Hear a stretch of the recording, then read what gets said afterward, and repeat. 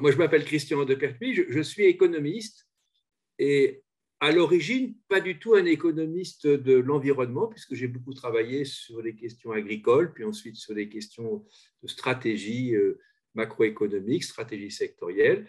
Et en 2001-2002, j'ai rencontré des climatologues. J'ai rencontré Jean Jouzel, j'ai rencontré Hervé Letreux, donc des spécialistes des sciences de la Terre, du réchauffement. Et c'est à partir de ce moment-là que j'ai totalement modifié mon activité professionnelle.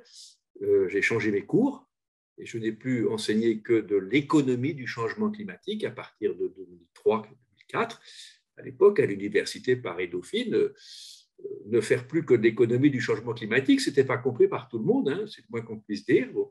Et ensuite, j'ai totalement axé mes recherches sur l'économie du climat et j'ai créé en 2009 la chaire d'économie du climat qui est en gros une machine à fabriquer des thèses, des doctorants, des docteurs, des recherches sur comment est-ce qu'on peut agir efficacement et équitablement contre le réchauffement climatique. Voilà un peu, si vous voulez, ce que je fais. Donc, vous voyez que pour répondre à la question quel est le positionnement de l'économiste face à cette question du climat, pour moi, c'est assez simple. On ne peut raisonnablement travailler sur les questions de l'action face au réchauffement climatique, qu'il s'agisse de ce qu'on appelle l'adaptation aux impacts, donc accroître la résilience par rapport au réchauffement, ou qu'il s'agisse de réduire massivement les émissions de gaz à effet de serre et de viser la neutralité carbone, que si on a fait un effort initial de compréhension des messages qui nous viennent de la part des climatologues. Et donc, finalement, les 30 mots pour comprendre et agir, qui est le titre de mon dernier ouvrage, Climat, 30 mots pour comprendre et agir, ça reflète cette démarche que j'ai voulu la plus pédagogique possible. Je démarre dans une première partie par tous les mots de la science. Alors, les mots de la science, il y en a qui sont parfois pas immédiats à comprendre. Par exemple, forçage radiatif, qui est une notion très importante pour les climatologues. Donc, ce sont tous les mots que les climatologues utilisent et qu'il faut faire un petit effort pour comprendre. Ensuite, à partir de ces mots de la science, je passe à l'action contre le réchauffement climatique avec, et c'est les deux premiers mots, soit l'adaptation aux impacts, accroître la résilience, soit l'atténuation du réchauffement climatique, comment réduire les émissions. Et je décline cette action au plan international, dans le cas des Nations Unies, au plan européen, avec le pacte vert, au plan national, et puis au plan infranational, avec notamment le mouvement des jeunes dans l'action contre le climat, ce qui me fait introduire un mot un peu particulier, qui est le mot blablabla. C'est quoi le mot blablabla? C'est la façon dont la jeune Greta Thunberg qualifie les résultats de la COP26 à Glasgow. Bon, je ne reprendrai pas pour moi, si vous voulez, cette expression un peu caricaturale, mais je trouve que c'est important d'être à l'écoute de ce mouvement des jeunes, parce que d'évidence, dans la question climatique, vous avez une question entre les générations, puisque ma génération ne connaîtra pas les impacts du changement climatique que connaîtront les générations qui me succèdent, notamment celle de Greta Thunberg et celle encore après qui est celle de mes petits-enfants qui viennent de naître. Voilà. Ensuite, une fois qu'on a fait ce double travail, écoute de la science, compréhension de l'action face au réchauffement climatique, on approfondit les volets techniques, les volets technologiques. Et je crois que c'est important de bien comprendre le substrat technologique des transitions qu'il nous faut mener pour ce qu'on peut appeler le réveil climatique, c'est-à-dire l'accélération du réchauffement climatique.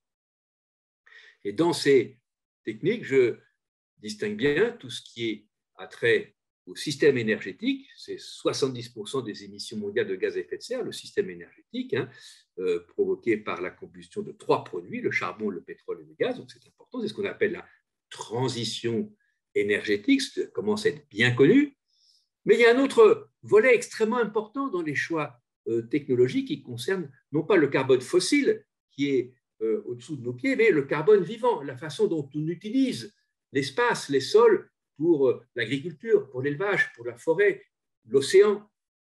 Et ce deuxième volet me conduit à approfondir notamment les choix dans ce que j'appelle l'agroécologie, les choix qui concernent le système agricole, le système alimentaire et le système forestier.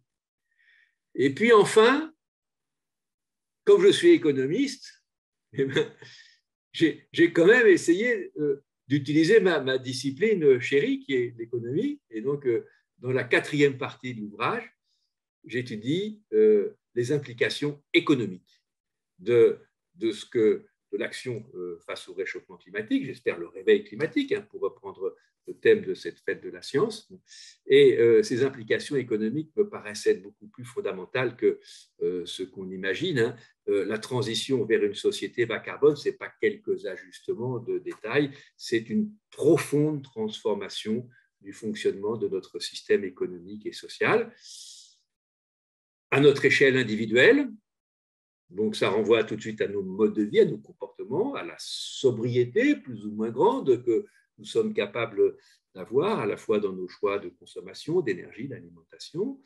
Et puis, ça renvoie aussi à l'organisation sociale et à l'organisation économique de nos sociétés développées, occidentales et plus largement des sociétés à l'échelle internationale. Et là, on voit assez rapidement que si on veut être efficace dans l'action contre le changement climatique, il faut résoudre un certain nombre de problèmes d'équité, et c'est ce qu'on appelle la justice climatique. Hein. Je ne pense pas qu'on arrivera à ce grand réveil climatique qu'on appelle tous de nos voeux si nous ne sommes pas capables de trouver de nouvelles formes d'équité face au réchauffement climatique, ce qui veut dire effectivement renforcer la résilience des plus vulnérables et faire porter équitablement les transitions qu'il faut faire, et notamment la charge de réduction des émissions de gaz à effet de serre. Donc vous le voyez, hein, les 30 mots, ce n'est pas du tout un dictionnaire, hein, c'est vraiment une logique, hein, qui démarre de la science et qui arrive à l'économie.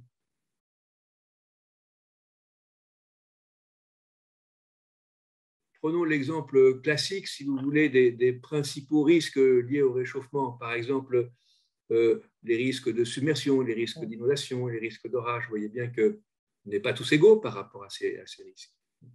Et qu'une partie de la résilience, elle va être assez rapidement opérée s'il y a une bonne information par les classes de la population, par les pays qui ont les moyens de cette résilience.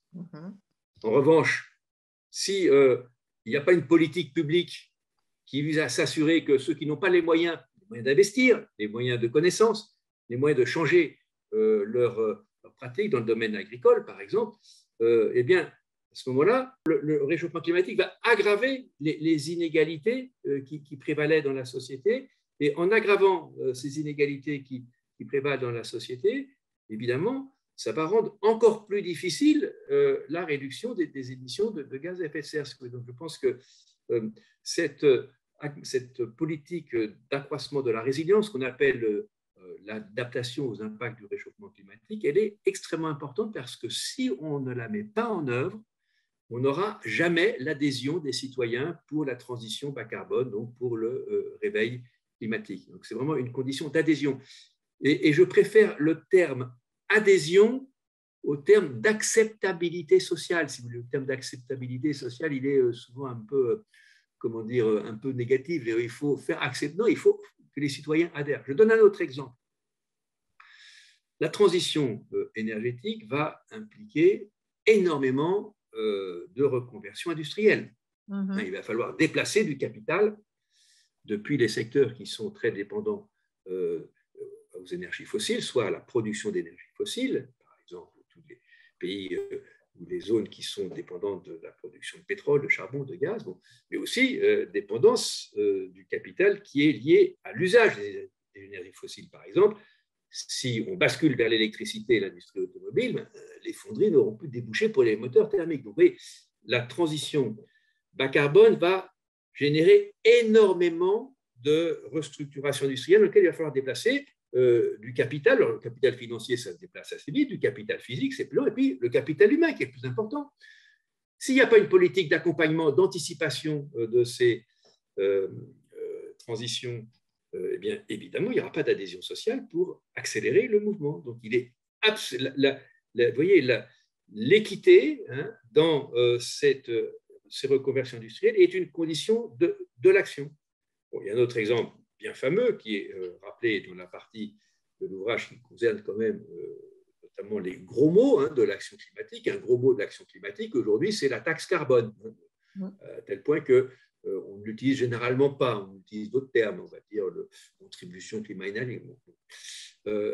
L'expérience en France des Gilets jaunes montre bien que si on fait de la taxation écologique sans redistribution, qu'est-ce qui se passe? On aggrave les inégalités et il n'y a pas d'adhésion sociale, d'adhésion citoyenne pour l'action. Donc moi je pense que l'adhésion citoyenne, on ne l'obtient pas uniquement en racontant de beaux récits. Souvent on dit oui, il faut raconter des beaux récits, être positif. Oui, c'est important. Moi, je ne passe pas mes journées du matin au soir dans une vision catastrophiste de la société parce que je ne pense pas que ça soit un bon stimulant pour l'action.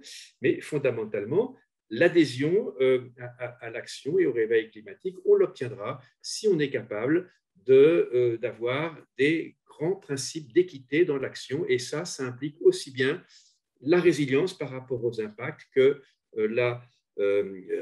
l'action pour baisser les émissions. Il y a un secteur, peut-être, si j'ai encore 2 minutes, sur lequel je voudrais dire combien c'est important, c'est le secteur de l'agriculture et de l'alimentation.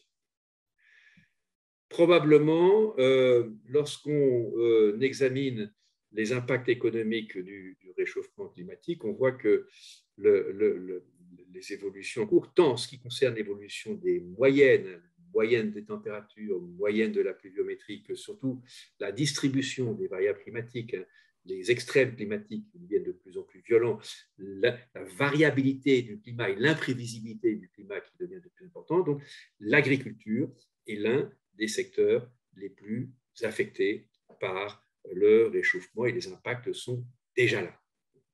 Si on veut améliorer la sécurité alimentaire et en tout cas éviter que le réchauffement climatique n'aggrave la situation alimentaire, il est impératif d'avoir beaucoup plus d'actions pour améliorer la résilience des systèmes agricoles et des systèmes alimentaires face au réchauffement. Et je rappelle juste quelques exemples récents pour montrer l'ampleur des dégâts potentiels.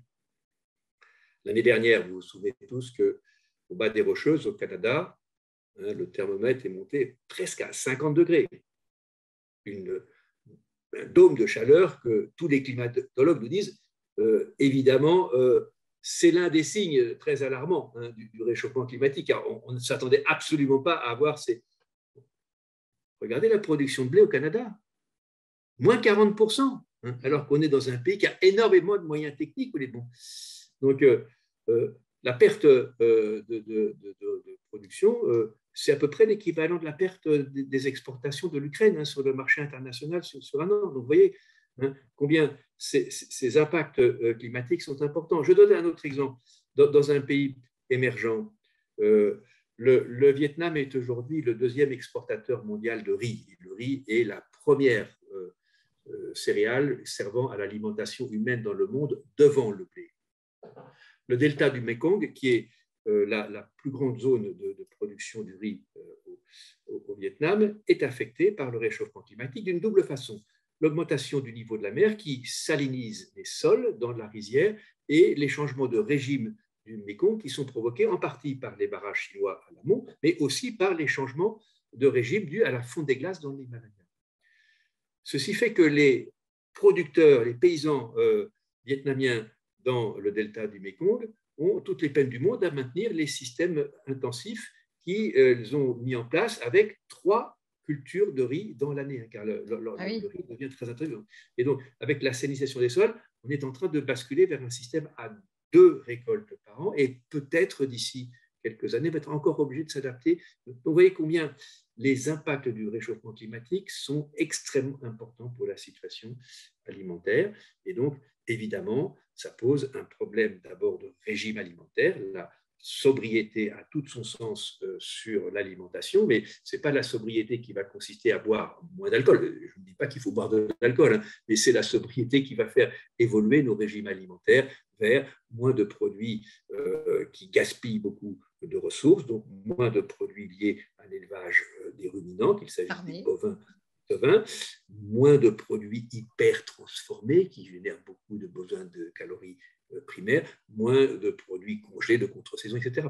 Donc ça, c'est extrêmement important parce que la sécurité alimentaire, nous savons bien que les premiers affectés, ce seront les pauvres.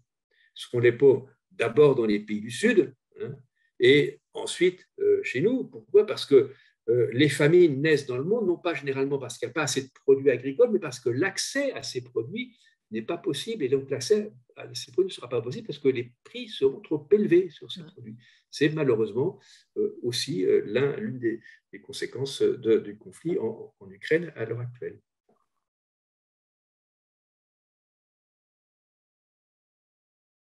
Évidemment, on est dans une situation d'urgence. Je pense que le terme urgence est peut-être un terme un peu galvaudé, tellement il est utilisé.